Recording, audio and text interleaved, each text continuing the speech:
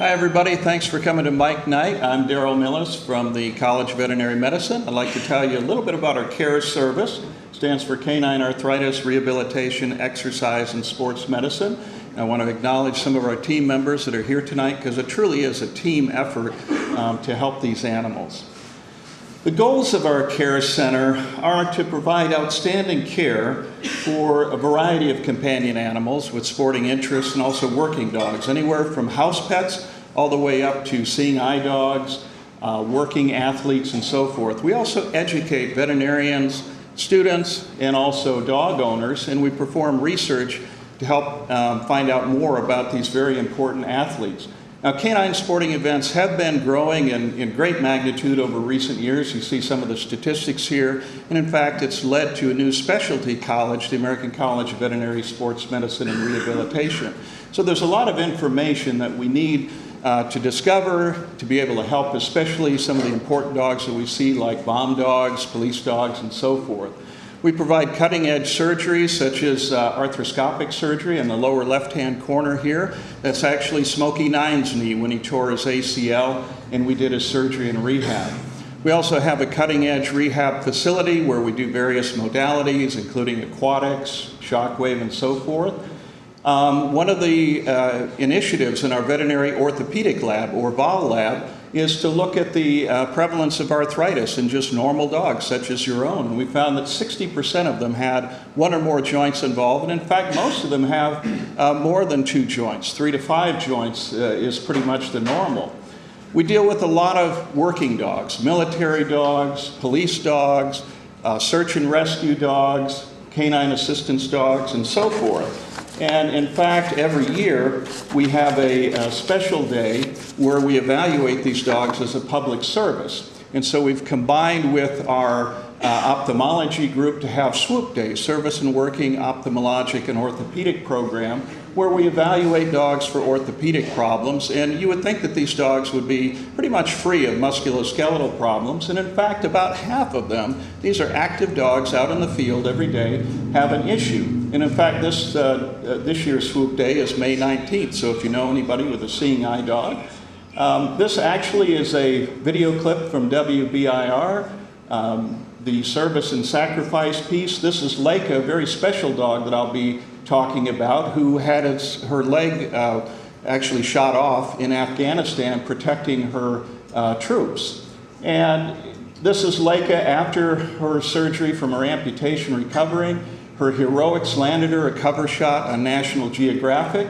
The gentleman on the right, you may recognize, that's Barry Switzer, former coach of the Oklahoma Sooners and Super Bowl coach of the Dallas Cowboys.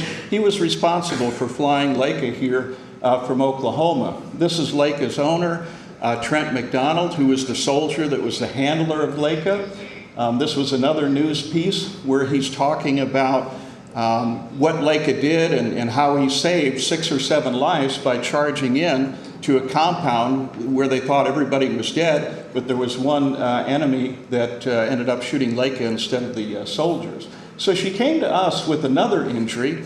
After her one leg was amputated, she sustained a 4-wheeler injury where she had an injured carpus or wrist joint. You can see on the 3-dimensional CT here, there have been a number of joints and ligaments damaged. And so what we had to do is fuse the lower joints. That's the only option that we had. So we had to pack the lower joints with bone graft, put an implant in there with screws to help it heal. But we were able to salvage the major motion joint so that she would still have pretty good function of her leg. Now, there are a number of potential complications with Layka. The owner was out of state, so this was a one-owner dog who identified with that person. This was a very energetic dog who was used to being in charge. She was a trained weapon. The military considers these dogs as weapons. She only had one front leg, and that leg was now injured. The implants are small due to the size of the bones, and she's a high-profile case. This was the day 1 after surgery. You can see she's got her headgear on here because she is a trained weapon, and we have it protected with a cast and a walking ring. Pretty much everything that we had to do with Layka for the first few weeks, we had to do under heavy sedation or light anesthesia to change the bandage, check for pressure sores and so forth. And we were able to do a variety of rehab techniques to help her recover quicker with less pain. She was eventually able to progress to walking in the underwater treadmill and finally swimming in our swimming pool here. Now the reality is that although she was a very willing dog, she's at a very high risk for failure of this procedure. Now, she progressed and healed, and we were able to transition her to a removable orthotic device.